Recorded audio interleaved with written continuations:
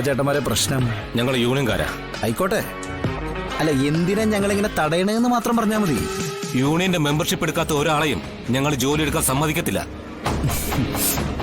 Union പ്രവർത്തനമൊക്കെ നല്ലതാ, പക്ഷെ അതൊരാളുടെയും ജോലി തടസ്സപ്പെടുത്തിക്കൊണ്ട് വേണം ചെയ്യാന്ന് ഇവിടെ ഒരാളും പറഞ്ഞിട്ടില്ല. നീ അപ്പം മുട കാണിക്കാണല്ലേ? ഈ സാധാരണക്കാരനായ ഒരാളെന്ന നിലയിലെ ഒരഭിപ്രായം പറഞ്ഞ സുഹൃത്തെ, എൻ്റെ ആശാനെ ഈ ഭൂമിയിൽ ജനിച്ചു പോയില്ലേ, അപ്പൊ എന്തെങ്കിലും പണിയെടുത്താലേ ജീവിക്കാൻ പറ്റുള്ളൂ, അതുകൊണ്ട് പറഞ്ഞതാ. യൂണിയൻ മെമ്പർഷിപ്പ് 50,000 രൂപയാ. അത് നീ തന്നിട്ടേ ഇവിടെ നീ ലോറി എടുക്കൂ. ഭീഷണി? ആ, അതെ. ഇപ്പൊ ഇത് വാശിയാ. കാരണം നിന്റെ സംസാരത്തിലെ കുറച്ച് അഹങ്കാരം ഒളിഞ്ഞിരിപ്പുണ്ട്. പിന്നെ പൊതുവെ അഹങ്കാരികളെ ഞങ്ങൾക്ക് ഇഷ്ടമല്ല. അഹങ്കാരികളെ അല്ല, കൃത്യമായിട്ട് കാര്യങ്ങൾ നേർക്കെ നിന്ന് ചോദിക്കുന്ന ഒരാളെയും നിങ്ങൾക്ക് ഇഷ്ടമല്ല, അങ്ങനെ പറ. സുബൈർക്ക, ഞങ്ങളെ ഒതുക്കാൻ വേണ്ടി നിങ്ങളെന്താ പുറത്തുനിന്ന് ആളിനെ ഇറക്കിയിരിക്കുകയാണോ? ഇവന്റെ സംസാരം കണ്ടിട്ട് അങ്ങനെ ഒരു സംശയം മണക്കുന്നുണ്ടല്ലോ. അയ്യോ തങ്കച്ചൻ അത് തോന്നുന്നതാ. ഇപ്പോഴത്തെ പിള്ളേരല്ലേ, ചോരത്തിളപ്പിനൊന്നും ഒരു കുറവും വരില്ലല്ലോ. അതിൻ്റെതാ ചോദ്യവും പറച്ചിലും ഒക്കെ. അത് കാര്യമാക്കണ്ട. ഞാൻ കാര്യമാക്കുന്നില്ല, പക്ഷേ ഇത് കാര്യമാകരുത്. ആയാ സുബൈർക്ക, നിങ്ങൾക്കാ നാണക്കേട്. അല്ല, നീ ആരുടെ ഗുണ്ടയോ? ഇതേ തങ്കച്ചൻ വാരനാട്.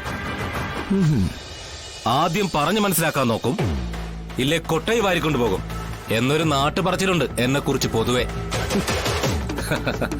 അത് നീ എന്നെ കൊണ്ട് എടുപ്പിക്കരുത്. ഈ നാട്ടിൽ എന്നെ കുറിച്ചുണ്ട് ചില നാട്ടുവർത്താനങ്ങളെ, പക്ഷെ ഇതുപോലെ അതൊന്നും അങ്ങനെ പേരിന്റെ കൂടെ ചേർത്തൊന്നും പറയാറില്ല, അല്ലേ കമല? കാരണം ഞാനുമായിട്ട് മുട്ടിയവരൊന്നും മുട്ടു നിവർത്തി നടന്നിട്ടില്ല.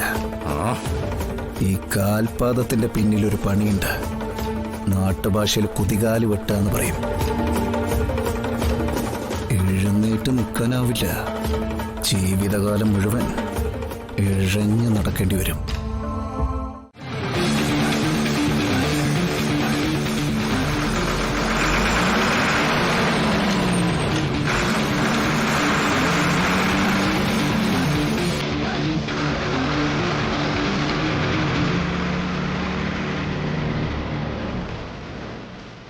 ഇവനാണ് ആണ്. ഇവന്മാരെ പോലുള്ളവരെ ഒതുക്കാൻ ഇതുപോലുള്ള ഒറ്റക്കൊമ്പന്മാര് തന്നെ വേണം. വിഷ്ണു, നിന്റെ തുടക്കം ഗംഭീരമായടാ.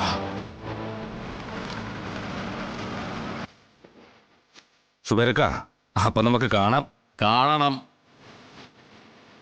വാടാ.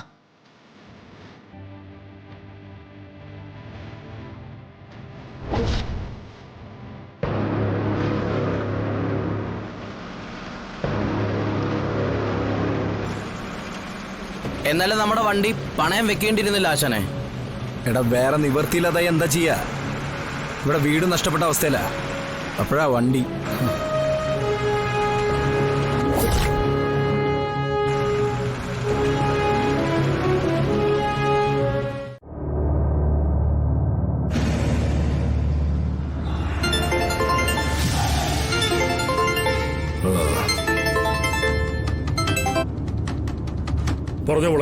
ഒരു മുയൽക്കുട്ടിയെ കൂട്ടിലാക്കാൻ പറഞ്ഞിരുന്നു. എന്തായെന്ന് അറിയാൻ വേണ്ടി വിളിച്ചതാ. അതൊരു സാധാരണ മുയൽക്കുട്ടിയൊന്നും അല്ലല്ലോ, കുറച്ച് വീര്യം കൂടിയ മുയൽക്കുട്ടിയല്ലേ. അതുകൊണ്ട് ഞാനൊരു ഇരുമ്പ് കൂടാ പണിയാൻ പറഞ്ഞിരിക്കുന്നേ. എത്ര ഇരുമ്പ് കൂടാണെങ്കിലും അവളുടെ സമയം വെച്ച് അതും പൊട്ടിക്കാനാ സാധ്യത. അതുകൊണ്ടൊന്ന് അറിഞ്ഞു നിന്നോണം. എടി, വല വയ്ക്കുന്നതും ഈ കെണിക്ക് ഒരുക്കം കൂട്ടുന്നതൊക്കെ ഈ ചന്ദ്രബോസ മോളെ. എന്റെ കെണിയിൽ നിന്ന് രക്ഷപ്പെടാനേ അവളൊന്ന് അറിഞ്ഞ് പരിശ്രമിക്കേണ്ടി വരും. എത്ര പരിശ്രമിച്ചാലും ഞാൻ ഇപ്പോ തീർക്കുന്ന പത്മവ്യൂഹത്തിൽ നിന്ന് അവൾ പുറത്തോട്ട് വരില്ല. അത്തരമൊരു കൂട്ടാമ്പോളെ ഞാൻ പൂട്ടിയിരിക്കുന്നത്. എന്നിട്ടിപ്പോ കെണിയിലേക്ക് വീഴാൻ വരുന്നവളുടെ അവസ്ഥ എന്താ? ഒടുക്കത്തെ ഭാഗ്യം ഉച്ചിയിൽ ഉദിച്ചു നിൽക്കുന്നവളാ. കണക്കൂട്ടലുകൾ മാറിപ്പോവാൻ നിമിഷങ്ങൾ മതി ചിറ്റപ്പാ. എന്റെ ഈ ഓപ്പറേഷൻ സക്സസ് ആവോ ഇല്ലെന്ന് എന്റെ മോക്ക് സംശയമുണ്ടോ?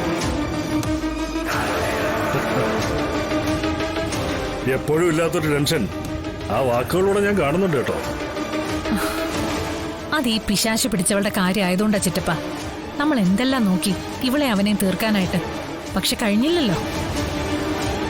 അവന്റെ ചാവടിയന്തരത്തിന്റെ ഡേറ്റ് വരെ നമ്മൾ കുറിച്ചില്ലേ? എന്നിട്ട് വല്ലതും നടന്നോ? ചിറ്റപ്പൻ ഓരോന്ന് പ്ലാൻ ചെയ്യും, പിന്നീട് അത് നടപ്പിലാക്കാൻ നോക്കും, പരാജയപ്പെടും. അവസാനം അവൻ വന്ന് ചിറ്റപ്പനെ എടുത്തിട്ട് പെരുമാറും. എടി നീ ഒരുമാതിരി ഞാൻ എന്തെങ്കിലും പറഞ്ഞാൽ കൂടി പോവാ മോളെ. ചിറ്റപ്പൻ ദേഷ്യപ്പെടാൻ വേണ്ടി പറഞ്ഞതല്ല. നടന്നു വരുന്ന പതിവ് കലാപരിപാടികളുടെ ഒരു ഏകദേശ രൂപം പറഞ്ഞേ ഉള്ളൂ. അങ്ങനെ ഇനി സംഭവിക്കരുത്, അതിനുവേണ്ടി ഒന്ന് ഓർമ്മിപ്പിച്ചതാ. എനിക്കറിയാം എന്ത് ചെയ്യണമെന്ന്. എന്നാ എന്റെ മോള് കേട്ടോ, ശാലിനി വന്ന് കയറാൻ പോകുന്നതേ കാലന്റെ ബന്ധുവീട്ടിലേക്കാണ്. ഈ ബന്ധുവീട്ടിലേക്ക് വന്നു കഴിഞ്ഞാൽ പിന്നെ പെട്ടെന്ന് പോവാൻ പറ്റില്ല. നമ്മുടെ പദ്ധതികൾ ഇവിടെ നടക്കണമെങ്കിൽ ശാലിനി കുറച്ചു നാളത്തേക്ക് ജില്ലാ കളക്ടറുടെ കസേരയിൽ ഇരിക്കരുത്. അത്രേ എനിക്ക് വേണ്ടു. എടി, അവള് കളക്ടർ കസേരയിൽ മാത്രമല്ല, ചിലപ്പോ ഈ ഭൂമിയുടെ മുകളിൽ പോലും ഇരിക്കില്ല. അതിനുള്ള പണിയൊക്കെ ഉണ്ടാക്കി വെച്ചിട്ടാ മോളെ നിന്റെ ഈ ചിറ്റപ്പൻ പോകുന്നത്. അല്ല, അത് ചോദിച്ചില്ലല്ലോ. ചിറ്റപ്പൻ എങ്ങോട്ടേ പോന്നു? എടി, അവള് തീർന്നെന്ന് ഉറപ്പുവരുത്താനേ ഒരു സർക്കാർ ഉദ്യോഗസ്ഥന്റെ സാന്നിധ്യം വേണം. മൂക്കിൻ തുമ്പിൽ ഇങ്ങനെ വിരലെന്ന് വെച്ച് നോക്കാൻ വേണ്ടിയിട്ടേ. അതിനുള്ള പോക്കാടി. അവളെ ഇപ്പൊ ഫുൾ എന്റെ നിയന്ത്രണത്തിലാ.